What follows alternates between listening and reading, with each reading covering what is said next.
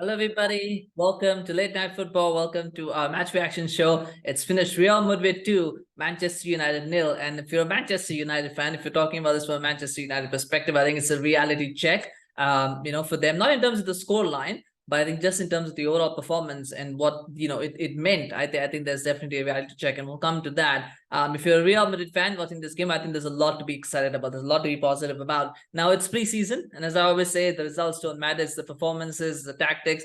It's things like that. It's the fitness that you can build. Real Madrid looks so fit. I mean, this is just a second game of preseason, but they look so sharp. They look so fit.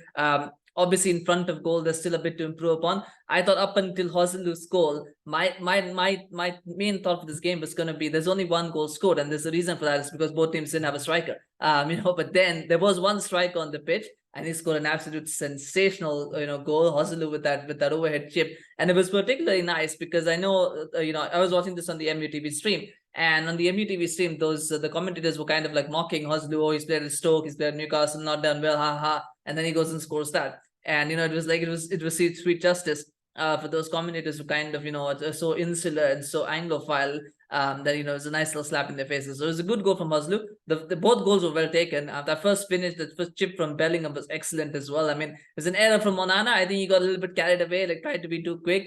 But the pass from Rudiger, once it comes to Rudiger, the pass that he puts is so good. The caveat that I would say is the fact that United were down to 10 men during that time because of the injury to Mainoo, which was so unfortunate for him to be gone just within 2 minutes on what should have been a wonderful landmark moment for his career. But would have been interested to see. I don't think it would have made a difference to the result, but I would have been interested to see how he was going to adjust and adapt to the environment and to the sort of big occasion. But that chip finish from Bellingham is a thing of beauty. It just catches Onana out completely. But it was good. If Real Madrid were fit and probably if they had a striker, I think they could have been 4-0 up in that first half. And that is the reality check that I'm talking about. I think United looked so bad in that first half. In the second half, they improved a little bit, but again, they were up against the second stringers of Madrid. A lot of the first heavy hitters had gone off the field. Particularly in that midfield, that could change quite a few players in that midfield and defense. And so United found a bit more space to work in. But that first half, it reminded me of the games against Liverpool and City. It was that bad. Like I was thinking, this could be if this could have been a rout if Real Madrid were really fit and really in the mood. But it was just bad. That first half, where there's so many good opportunities that were created, not clear-cut chances, but every time Madrid had the ball, that they just looked like Manchester United just looked scared, like there was nobody who was willing to make a tackle. They said wan-Bissaka had a good game, but a lot of times I saw him kind of backing off from the striker. Maybe he was under instructions, but he's always backing off from the players and trying to do the last ditch tackles and things like that, which he's good at. It worked today. Probably wouldn't work against another team. He was, of course, to be fair, he was double teamed a lot. I liked Madrid's tactics of the 4-1-2-1-2, but it wasn't like the normal. It wasn't a narrow 4-1-2-1-2. What it was that Camavinga, Tchouameni, and basically Bellingham were trying to cover for Modric. Modric was basically just trying to orchestrate play. Those three were kind of moving around fluently. They were moving from side to side. They were making sure that there were no gaps. They were covering all the gaps. That's the advantage when you've got three very young midfielders who are very energetic, very talented, very tenacious. And you can do that with those three. Like you just have them,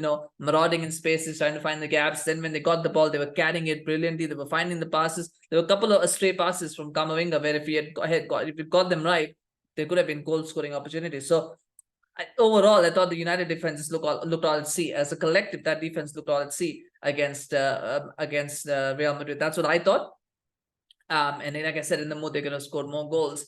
But like I said, and the other part, of course, is the striking. Now, and I've got to talk about Ten Hag here. So I think he got a lot wrong today. Number one, why is Bruno still playing as a right winger? Bruno's not a right winger. He should not be playing as a right winger. I don't know why he played there. When Mainoo got injured, sadly, it should have been McTominay who came on, not Eriksen, because Eriksen offers nothing in a game like this. He's not tenacious enough. He's not got that bite.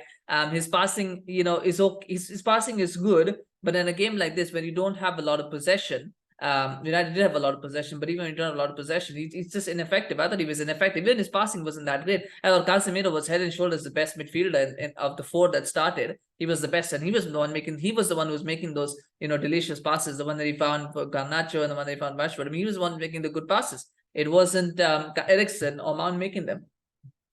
So I was disappointed with that. I was very, very disappointed with that, and with Bruno playing on the right wing. Like, if at all you're going to play Bruno, Mount, Casemiro, and Eriksen together, then it's got to be Mount who's got to play right wing. It's not going to be Bruno. Bruno can't play the right wing role. We should have played Anthony though, because Anthony's got work rate. At the very least, he's got work rate. If you really want a winger with work rate, Anthony's the guy.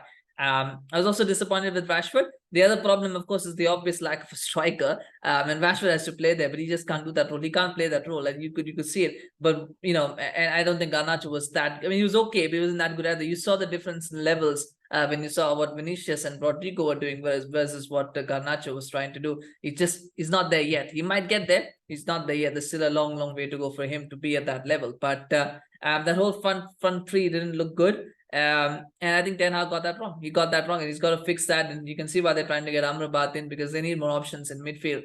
And for me, I think the big concern, and the two big concerns in this game, the first one, of course, is Lisandro Martinez. I think he's had a drop in level. Now he's coming up from a big injury, so obviously it's going to take some time to get back to the level that he was at. But he hasn't looked his best self so far. He's made a couple of rash challenges. He's gotten away with that. It looks good when it comes off, but sometimes they don't look that good. And I don't think today he had a good game. I would like to see Lindelof starting alongside Varane in the next game. I don't think it'll happen, but I think I would like to see Lindelof start, just to give Martinez a bit of a kick up the backside as well, to say, look, you're not a guaranteed starter. You've got to perform as well, and also to see to build that partnership between Lindelof and Varane, that just in case Martinez's drop is prolonged, then you've got another option that you can bring in. So I would like to see that. We'll see if it happens or not.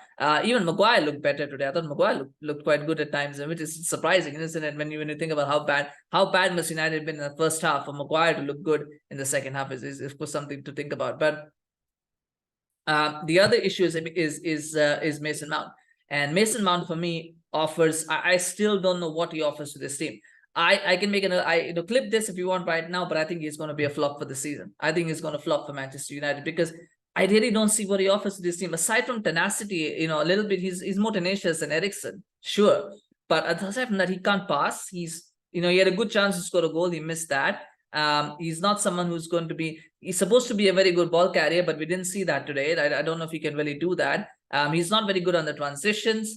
So not good with not that great on set pieces either. So I fail to see what he offers to this team. I really fail to see what he brings to the side. And I think if Amrabat comes in, and if Amrabat is as good as we think he is, then he's going to replace Mount. And so why do you sign a £55 million bench warmer, right? I mean, ultimately that's what he's going to become. I don't know. I don't see the hype for him. And like I said, I felt at the time that he's £30 million player. And United have overpaid for him, and I think he's going to be a flop. That's my opinion on Mason Mount. But the need for a striker is pressing at the moment. The need for a midfielder and a striker is pressing. It's just sad to see. But again, like I said, it's preseason. Results would matter. It's performances that matter, and the performances were very concerning today. Now that being said, it's Real Madrid. It's one of the best teams in the world. United are going to play teams like that every week, so it's different. But there are things that if United are thinking of a title challenge, and I don't think they should be at this point, but if United are thinking of a title challenge, then I don't think this team is going to cut it. So that's where that is. But from Real Madrid's point of view, that 4-1-2-1-2 really works very, very well. Now, I don't know if the big issue that I've always felt with the 4-1-2-1-2 is that it's a good shock formation. It works for 2-3 games, but then teams kind of figure it out now, and then it becomes very, very easy and predictable. Now, Madrid do have a midfield that can play that formation very well, because they've got 3 very good midfielders. In fact, 4 if you count Valverde. So they've got good midfield options. So what's happening here? They've got good midfield options, but they've got to try to make that work. The other issue, of course, for them is the strikers. They're very light on that. Joselu scored a goal, but he's not someone I think you can rely on to lead the line consistently for a team like Madrid. Vinny and Rodrigo are great, but there's no options beyond them to come on. I mean, and they've got to look at that as well as to having that depth.